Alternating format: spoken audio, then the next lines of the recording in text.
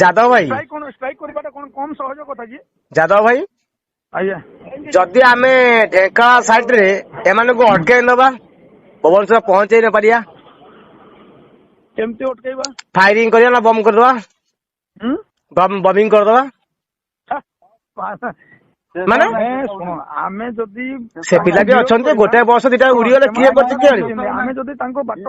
ଅଟକେଇବା ଶୁଣ ଆମେ ଅଟକେଇକି ଗାଡି ଚେକିଂ ରଖିଲେ ସେଟା ଭିଡିଓ ହେବ ଭିଡିଓ ହେଲା ପରେ ସେ କଣ କହିବେ ଏମିତି ଆମକୁ ବିରୋଧ କରୁଛନ୍ତି ଏ ସଂଘ ଡ୍ରାଇଭର ମାନଙ୍କ ପାଇଁ ବିରୋଧ କରୁଛନ୍ତି ଯାଦବ ଭାଇ ଆଉ ଗୋଟେ କଥା ମୁଁ ଛୋଟ ଭାଇ ସେ କହୁଛି ଗୋଟେ କଥା ପଦେ କଥା ଯାଦବ ଭାଇ ଆମର ଯେମିତି ଓଡିଶା ମୋଟର ସଂଘରେ ଯେମିତି ପଦ ପାଇଛେ ଆମର ଆଇଡି ମିଳିଛି ସବୁ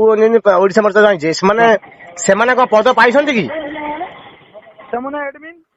ଯିଏ ଆଡମିନ୍ ହେଲା ସେ ସର୍ବେ ସର୍ବା ଆଚ୍ଛା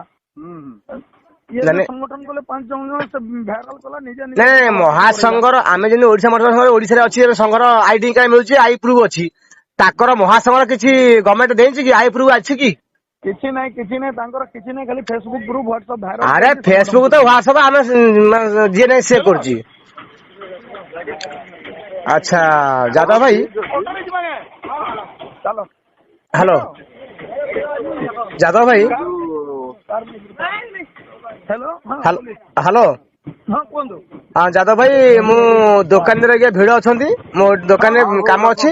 ମୁଁ ଆଜ୍ଞା ଯାଦବ ଭାଇ ନମସ୍କାର ବନ୍ଦେ ମାତରମ୍।